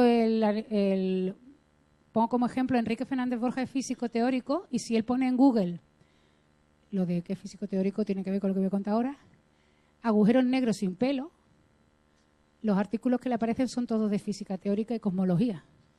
Y ahora no lo hagáis vosotros en casa, por lo menos en mayores, porque igual no salen artículos de física teórica ni de cosmología. Eso es la burbuja de filtro. Haced la prueba. Bueno, no lo hagáis. Es decir, la prueba es mirad a Enrique buscando sobre agujeros negros y pelos en Google. Todo lo que sale tiene que ver con Stephen Hawking y con cosmología. Y a lo mejor a otra persona, no sé, le sale otra cosa. O Stephen Hawking, que nunca se sabe.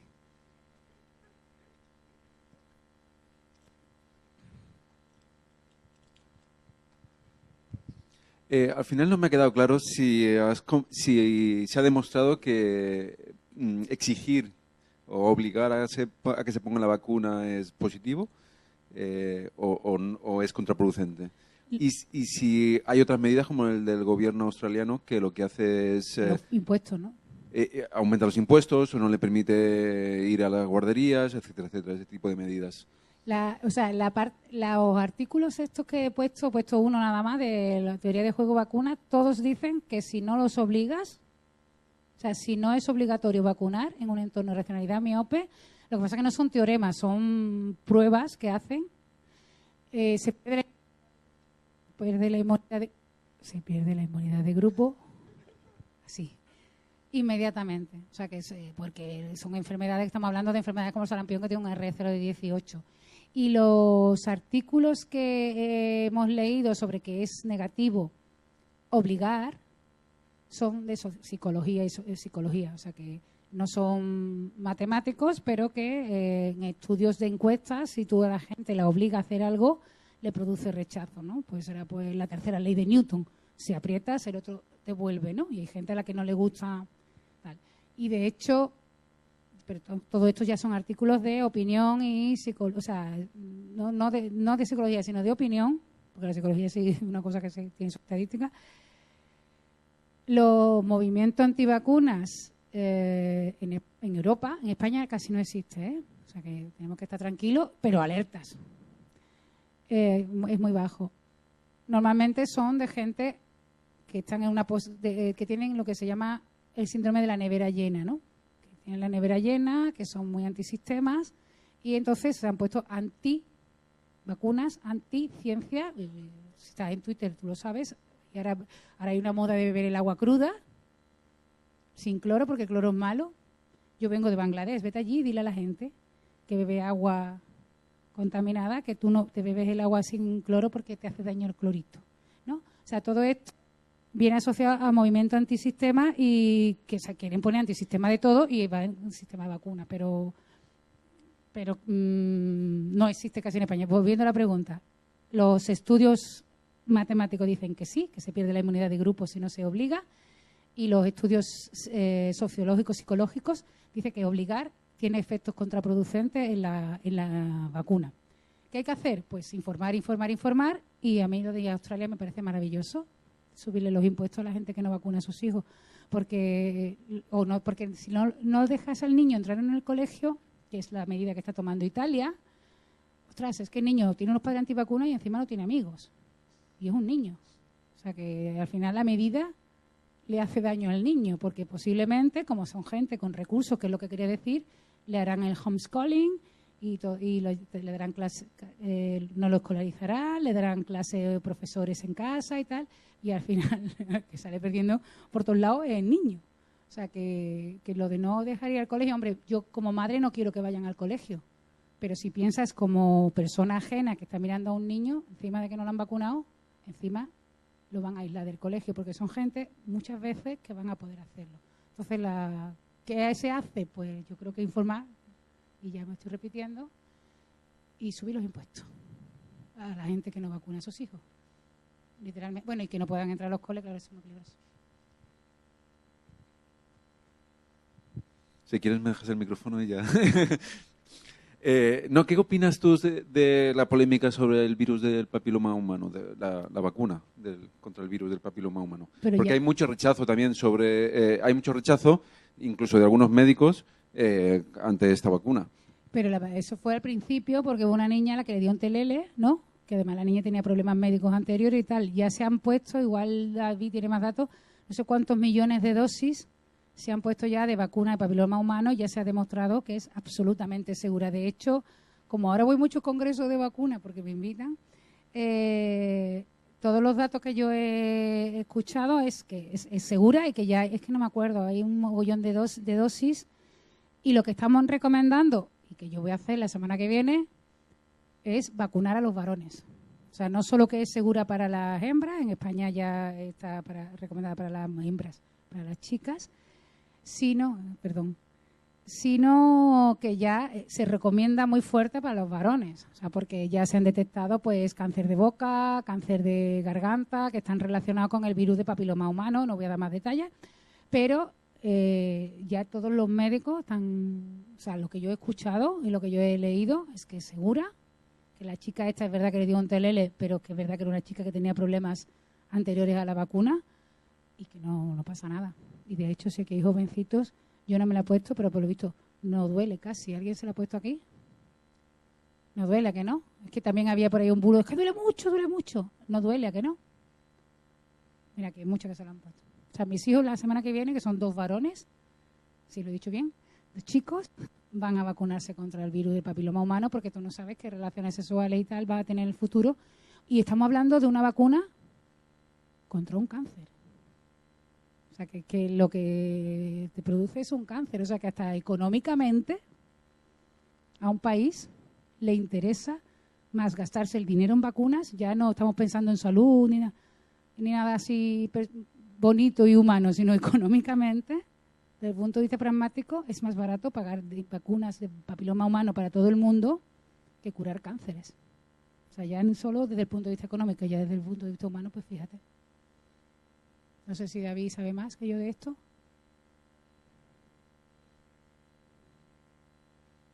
Sí.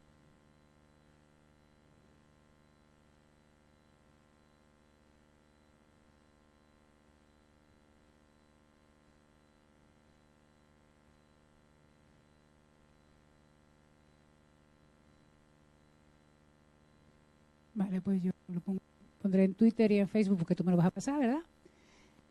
Y yo lo que he escuchado, y eso, que últimamente he hecho congreso de vacunas, que es segurísimo, y que todo... O sea, lo que pasa es que la gente, a ver, es que vivimos muy bien y todos, y entonces ir a vacunar a un adolescente que está sano y que está bien, pues dice que pero bueno, es que lo estás protegiendo a tu hija o a tu hijo, porque ya son para los dos sexos, de un cáncer. O sea, de un cáncer muy chungo. Ay.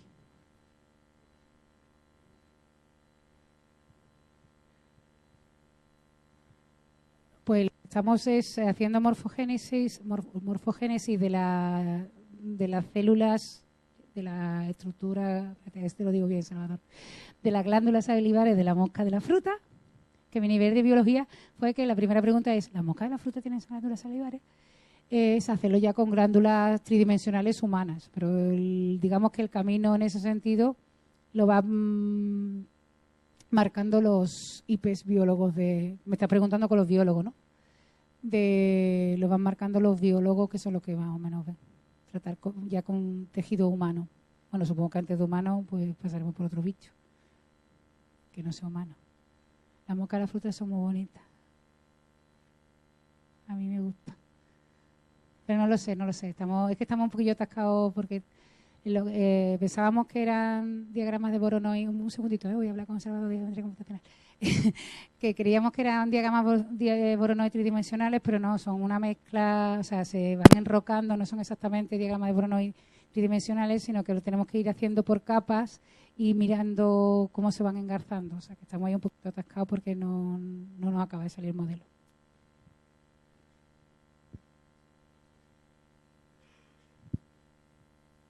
¿Qué ha hecho Roberto? Por favor, el RE0 del que hablas es un factor adimensional o es de personas por día o no, cuando he puesto las ecuaciones, yo no sé cómo calcular el R0, sé de dónde viene, porque eso bueno, me he salido, vale, bien. Vale, pues lo voy a buscar.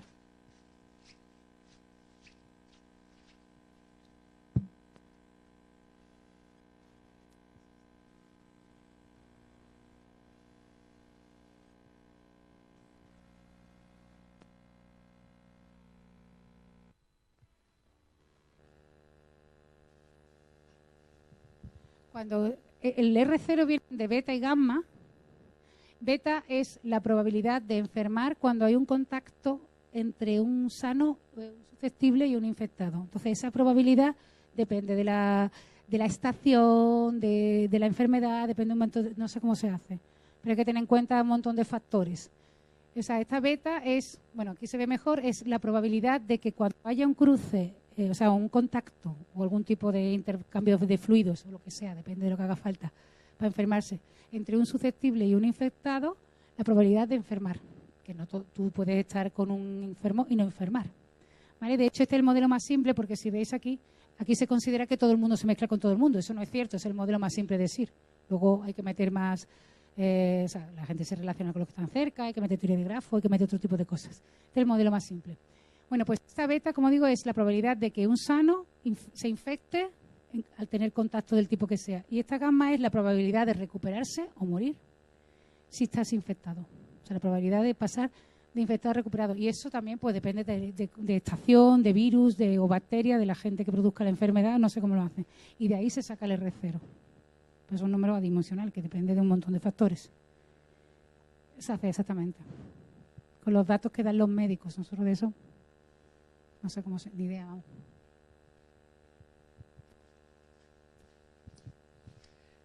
Yo te quería preguntar por algunos de los temas que has ido sacando en tu conferencia, como por ejemplo teoría de grafos, o grafos el estudio de grafos, los diagramas de Voronoi, temas que no aparecen casi en los currículos de secundaria y bachillerato, y la estadística, que parece que es una de las cosas importantes con la que estáis trabajando, y que en secundaria se manda siempre al final y se da tiempo y al final no se da. ¿Podemos seguir mucho tiempo con ese déficit de matemáticas importantes para la vida diaria y que no sé, que nuestros alumnos de secundaria no ven?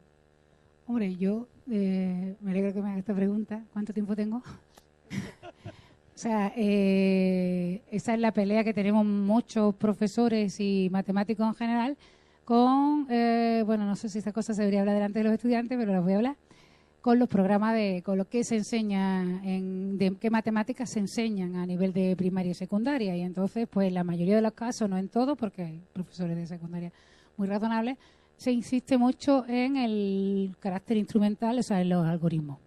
El algoritmo de la suma, algoritmo de la raíz cuadrada. Nada, es que hay niños. No me puedo... raíz cuadrada y cosas así, divisiones. ¿Sabes cuántos países enseñan a sus alumnos a dividir con 2 cifras en el mundo? Hay 2, uno es España y el otro es alguno de África que no recuerdo, pero te lo puedo averiguar. O sea, perdemos mucho tiempo en esas cosas y no enseñamos otras cosas. Estamos enseñando la misma matemática que hace un siglo, y nos enseñan, pues, por ejemplo, teoría de grafos. Y yo sí sé que hay, porque conozco a algunos profesores que la están metiendo. La teoría de grafos es una, aparte de que a mí me gusta mucho, porque es muy bonita, es una herramienta con la que los estudiantes muy jóvenes razonan muy bien. Y la prueba es que cuando yo voy a dar charlas a institutos o incluso a colegios de primaria, de sexto y quinto, los niños razonan muy bien sobre grafos porque se creen que están jugando y están razonando. Razonan mejor que muchas veces que mis alumnos de segundo de informática. Y no es que sean más listos, mis alumnos de informática. Yo les pongo cualquier problema y se quedan así como, a ver cuándo lo hace, ¿no? Están esperando así, disimulando, hasta que yo lo haga en la pizarra, ¿no? Porque soy su profesora, pero los niños lo hacen problemas de coloreado, hacen problemas de emparejamiento, cosas de grafo. Y es una herramienta, como digo, que permite desarrollar una cosa en lo que la inteligencia artificial no nos va a ganar nunca, que es en la intuición, creo. Yo no creo en la singularidad. O sea, los algoritmos lo van a hacer las máquinas, ya lo hacen las máquinas que hemos diseñado nosotros saben hacer operaciones mucho mejor que nosotros. Lo que debemos que desarrollar es el razonamiento y saber leer y saber pensar y saber relacionar. Y para eso la teoría de grafos es fabulosa, pero que cuando se va a meter en el programa, los diagramas de Voronoi es una cosa muy intuitiva. Los diagramas de Voronoi, tú te vas a un patio de infantil y le dices a los niños, voy a tirar caramelos. Cada uno se queda con los que quede más cerca de él que de ningún otro. Y le das una tiza a cada uno y te pintan el diagrama de Voronoi. Porque no hay nada más egoísta que un niño de 4 años. Y seguro que van a pintar la mediatriz por el sitio que va la mediatriz. Y cuando se encuentren con otro, van a cambiar de mediatriz. O sea, que mi hermana no me deja, porque mi hermana es maestra de infantil y no me deja hacer cosas con sus niños. Pero digo, déjame que lo haga. O sea, estoy segura que, hombre, no exactamente, pero seguro que unos niños de infantil te pintan el diagrama de Voronoi, pero además van a pintar la mediatriz por la mitad. Porque el otro no va a dejar que te meta en su zona. O sea, que son cosas que las que se puede jugar y enseñar que las matemáticas no es hacer cuentas. La matemática es pensar y razonar y resolver un problema. Y además a todo el mundo le gusta. Todo coge gente. Muchas veces lo que me pasa cuando voy a echarle al instituto o tal, o en primaria, es que alguien que se destaca allí, yo digo, este chaval es un crack. Y muchas veces me dicen la maestra, ese chaval lo voy a matar yo un día de esto. Y muchas veces son gente que están aburridas en las clases de matemáticas y que cuando les da una herramienta en la que se los pasan bien, son gente que están ahí escondidas. No siempre, ¿eh? Hay algunos que son para matarlo y no hacen tampoco nada el día que yo voy. Pero que muchas veces digo, este es un crack. Y me dice la maestra, un crack, lo mataba. Porque no hace nada. O sea, que incluso se le serviría a ellos y a los profesores. Lo que pasa que habría que cambiar un poco desde abajo. Ahora y de hecho es un problema grave. O sea, vamos a ver, yo digo siempre, y es verdad, que las matemáticas son el futuro. O sea, no el futuro, el presente, ¿no? La gente que controla el mundo la está controlando ahora mismo a base de algoritmos y matemáticas. Estoy hablando de Facebook, Google, Amazon, Netflix. Esa gente lo estaba haciendo todo con matemáticas. Luego está Trump, ¿no?, que no sabe matemáticas y también controla un poco el mundo, pero quitando a los 4 descerebrados estos que se dedican a bombardear sitios, la gente que tiene el poder lo tiene con matemáticas. Y evidentemente cada vez vamos a hacer falta más gente que sepa matemáticas y que cada vez la gente sepa más matemáticas. Y de hecho ya se han dado cuenta, o sea, el problema que tenemos en España con la educación en matemáticas no es un problema de España, es un problema mundial. Entonces ya en el Reino Unido se han dado cuenta que la educación matemática está mal.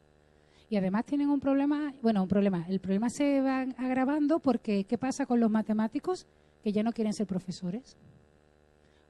Claro, eso es muy grave, porque los matemáticos dicen que esta empresa me paga el triple que el ministerio y tengo un jefe, no 33, que son los padres de los 33 alumnos. Y me van a respetar y voy a ganar el triple y es un trabajo que es enriquecedor porque yo sé programar a nivel usuario bajito, pero que tiene que ser súper chulo programar y hacer algoritmos. Entonces, ¿qué pasa? Que se han dado cuenta que los matemáticos han dejado de querer dar clases, con lo cual la gente que está dando matemáticas son gente que tiene menos formación y están convenciendo a los niños de que las matemáticas son chungas. Y lo que ha hecho el gobierno del Reino Unido es, pues el año pasado, el año pasado, estamos en el 18, ¿no? Destinar de sus presupuestos una bolsa extra de dinero muy importante para nosotros, muy poco según los profesores británicos, que es otro nivel, para formar a profesores de matemáticas y para enseñar a programar a los niños desde el primer momento. O sea, no en lugar de tenerlo ahí haciéndolo cuenta y tal, enseñar a sumar y luego dice, y ahora programa eso. Un programita que sume es muy simple, para que los niños desde niños y niñas, y con eso también romper la brecha que tenemos en STEM con las niñas, es niños y niñas desde el principio tienen que aprender a programar. Y para eso lo primero que hay que hacer es poner pasta para que los maestros sepan programar. Porque los maestros de primaria no todos saben programar. Eso es lo que ha hecho Reino Unido, Francia, Villani, no sé si lo habéis leído. Acaba de sacar, me estoy enrollando mucho, ¿no? Voy a cortar. Cédric Villani es diputado de Macron y matemático, medalla Fields. Bueno, matemático no. Es un gran matemático, medalla Fields, y acaba de presentar con el jefe del Inspector General de Educación, que también es matemático, Torosian, creo que se llama, Torosian, un informe donde lo mismo. Hay que mejorar la educación de las matemáticas, porque es el futuro. O sea, no es el futuro, es que es el presente. Y hay que mejorar, hay que convencer a los profesores de que quieran ser matemáticos, o sea, a los matemáticos de que quieran ser profesores, y si no, a los que no son matemáticos pero están dando clases, todo a base de dinero. Y luego son 21 medidas el informe Villani, y me encanta, creo que es la 17 si no me equivoco, es hacer de la popularización y la enseñanza de las matemáticas una prioridad nacional. Sí, muy napoleónico, muy francés todo, ¿no?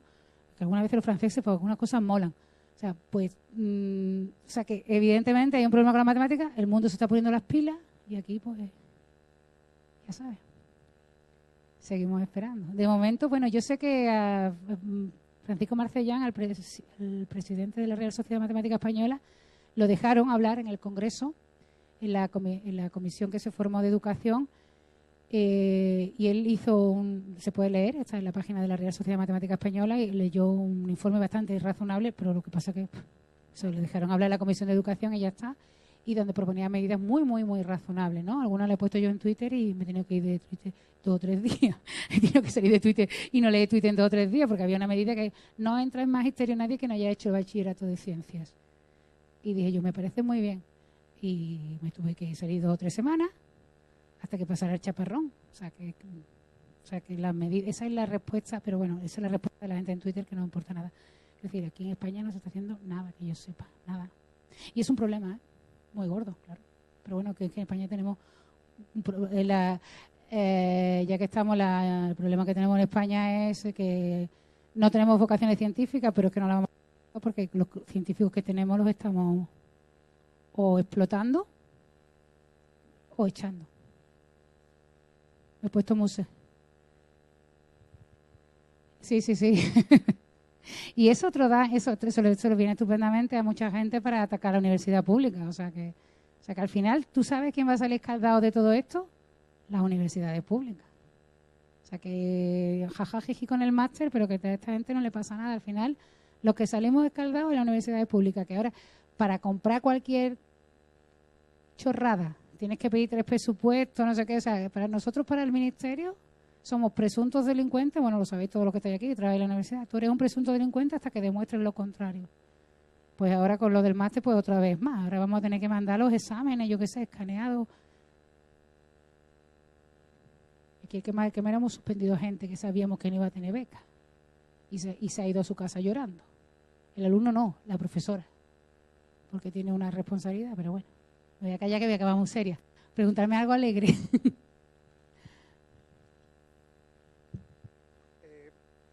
La primera cosa, en países tirando más para el norte de Francia, ya se está implantando que los profesores de infantil y parvulitos tengan una formación mucho mayor que como puede ser aquí, por ejemplo. Y la segunda, tirando para el modelo SIR, habías dicho que, por ejemplo, si teníamos una base 10 de RO, de R0, sí. De R0, se necesitaba un 95%. Sí. Pero después si bajamos el 95% es para el 18. Sí. ¿Para el 18? Para el 18 el sarampión. Pero entonces si, por ejemplo, cambiamos a un R1, se podría bajar totalmente eso, ¿no? Sí, claro, depende. El porcentaje de susceptibles tiene que ser menor que 1 partido por R0. ¿Sí? Entonces, cuanto más grande sea el R0, más pequeño tiene que ser el número de susceptibles, más gente tiene que vacunar, más directamente relacionado con lo grande que sea R0. Si te acuerdas de la transparencia, donde tengo yo el mandito aquí. O sea, todas estas cuentas están muy simplificadas porque son para la charla, pero básicamente, bueno, no tengo láser. El número de susceptibles tiene que ser menor, eso es para que haya epidemia. Entonces, para que no haya, tiene que ser menor que 1 partido por R0. Si R0 es muy grande, 1 partido por R0 es muy pequeño, con lo cual el número de susceptibles tiene que ser muy, muy pequeño. Y si R0 es más pequeño, pues el 1 partido por R0 es más grande. Puedes permitirte vacunar a menos gente. ¿Vale? Y después también el R0 sería algo equivalente más o menos a cuánto dura esa enfermedad, y, etcétera. O sea, es uno de los factores que se tienen en cuenta. Y después cuán contagiosa es y cuánto dura esa etapa de ser contagiosa. Por ejemplo, con el sarampión es cuando los granos... Antes, ¿no? O sea, eso antes de que salgan. Es mucho antes. Entonces, por eso solo sería, aunque sea bastante, sería 18. Bueno, por eso me ha parecido raro, sobre todo eso. Y a mí también. O sea, yo con el libro lo estamos escribiendo Enrique y yo, cuando me mandó el R0 del 18 del sarampión, lo vi y digo, mira eso que está mal. Y dice, no está mal. Dice, es que a mí me ha pasado lo mismo. Cuando el R0 del sarampión, he dicho, eso me sale mal. Y lo miras y es ese, el R0. De hecho, la transparencia donde está el R0 del sarampión no es nuestra, es de la Agencia Europea. ¿Ves? Ahí el measles, esta de la Agencia Europea, o sea, que no la hemos hecho nosotros, del ECDC, que es del Centro Europeo de Enfermedades y Epidemias. ¿De qué depende el R0? Pues depende del tiempo que dure la enfermedad, del clima, o sea, depende de un montón de cosas. No sé decirte de cómo se calcula exactamente, eso es un dato que sueltan los médicos. ¿Vale? Pero es ese, ¿eh? Yo también me creí, cuando vi los datos, digo, Enrique, repasa eso que está mal. Y dice él, no está mal porque ya lo repaso 1000 veces porque cuando lo he puesto también yo creía que estaba mal. Y es tan bestia como eso. Es verdad que el sarampión no es una enfermedad muy grave, normalmente. Pero se puede complicar y producir muertes, claro. No es el ébola.